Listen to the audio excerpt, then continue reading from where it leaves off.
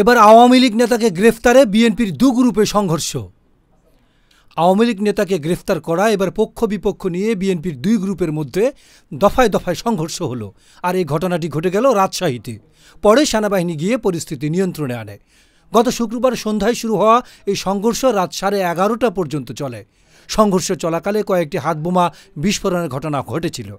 3টি মোটরসাইকেল পুড়িয়ে দেওয়া হয়। এতে শিশু ও পুলিশসহ 4 জন আহত হন।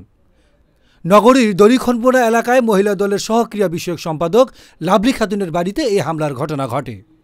স্থানীয় সূত্রে জানা গেছে, গত বৃহস্পতিবার রাত 9:30টার দিকে মহিলা দল নেত্রী লাভলি সহ তার অনুসারীরা কাদিরগঞ্জ এলাকার মুন রাবেয়া টাওয়ার নামে একটি ভবন ঘেরাও করেন।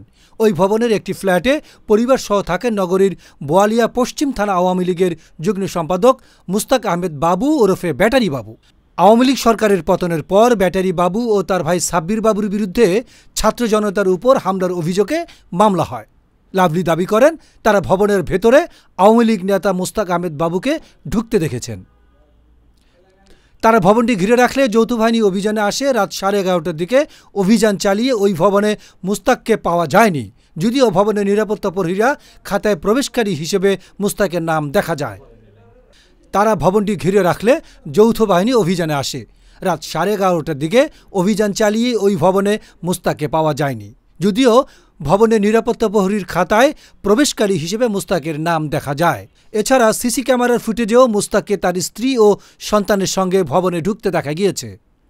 মুস্তাক আহমেদকে না পেয়ে আইনশৃঙ্খলা বাহিনী ভবনটি ঘিরে রাখেন। পরে সেখান থেকে মুস্তাক আহমেদের ভাই সাব্বির বাবুকে গ্রেফতার করা হয়, কিন্তু মুস্তাকের নাগাল পাওয়া যায়নি।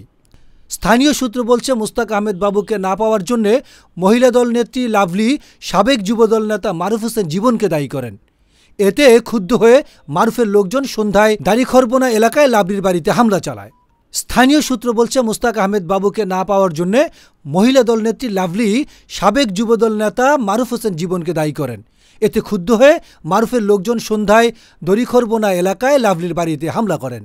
তার বাড়িতে ভাঙচুর চালিয়ে চলে গেলে লাভলির অনুসারীরা দড়িখরবোন রেললাইনের পাশে মারুফের ব্যক্তিগত কার্যালয়ে ভাঙচুর করেন। এরপর দুই পক্ষের মধ্যে তুমুল সংঘর্ষ বেঁধে যায়। এদিকে রাজশাহী মেট্রোপলিটন পুলিশের অতিরিক্ত উপপুলিশ কমিশনার সাবিনা ইয়াসমিন গণমাধ্যমকে বলেন, বিএনপির দুই গ্রুপের মধ্যে সংঘর্ষের ঘটনা ঘটেছে। পুলিশ ও সেনাবাহিনী ঘটনাস্থলে গিয়ে পরিস্থিতি নিয়ন্ত্রণে আনে। ডেস্ক রিপোর্ট, গণমানুষের আওয়াজ।